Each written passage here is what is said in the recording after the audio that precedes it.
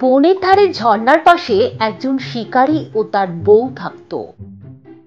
শিকারী রোজ বনে যেত এবং সেখানে পাখি শিকার করত আর পাখির বাসা থেকে পাখির ডিম নিয়ে বাড়ি ফিরত।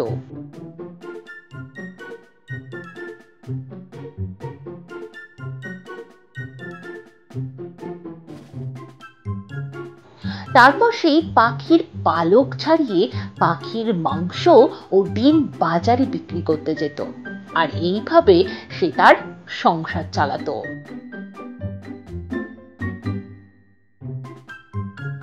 এরপর শিকারিতে একদিন জঙ্গলে যায় আর দুটো বড় সাইজের অজানা পাখি দেখতে পায়।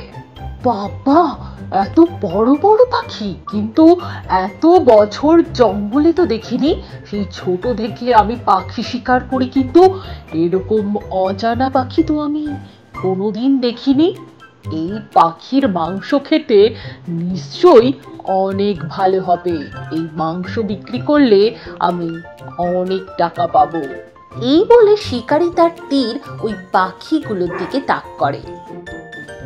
দাঁড়াও শিকারী ভাই, আমাদেরকে মেরো না। কি দেখছি, পাখি মানুষের মতো কথা বলতে পারে? এরকম অদ্ভুত পাখি তো আগে দেখিনি।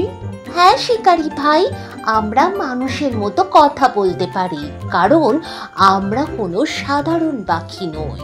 তুমি আমাদেরকে মেরো না, আমরা তোমাকে একটা জাদুর ডিম দেব। সেই ডিমটা মাটিতে পুঁতে দিলে একটা গাছ বেরোবে, আর সেই গাছে অনেক ডিম ধরবে। সেই ডিম বিক্রি করলে তোমার আর কোনো অভাব থাকবে না। তবে তোমাকে কথা দিতে হবে যে তুমি আর পাখি শিকার করবে না। এ কি অদ্ভুত কথা! ডিম থেকে আবার গাছ হয় নাকি? আবার সেই গাছ ডিমও দেবে? এরকম অদ্ভুত কথা তো কোনোদিন শুনিনি। হ্যাঁ শিকারী ভাই, কারণ ওটা জাদুর গাছ হবে, আর সেই গাছ শুধু তোমাকে আর তোমার বউকেই ডিম দেবে, আর অন্য কেউ সেই গাছ থেকে ডিম পারতেও পারবে না। আচ্ছা আচ্ছা, তাহলে তোমাদের কথা দিচ্ছি আমি আর আজ থেকে কোনো পাখি শিকার করব না। এরপর পাখিরা শিকারীকে সেই জাদুর ডিম দিয়ে দেয়, আর শিকারী সেই ডিম নিয়ে বাড়ি ফিরে আসে। এরপর সে তার বউকে সব কথা খুলে বলে, আর তারা দুজন পাখির কথা মতো ডিমটা মাটিতে পুঁতে ঘুমাতে চলে যায়।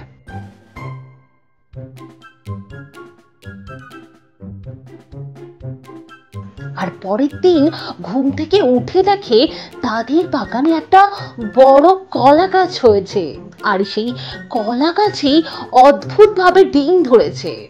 এটা দেখে শিকারী ও তার বউ খুব খুশি হয়, আর তারা দুজন সেই ডিম পেড়ে বাজারে বিক্রি করতে চায়। তারা প্রতিদিন ডিম পেড়ে নিত, আবার পরের দিন ওই কলা গাছটায় ডিম ভরে যেত।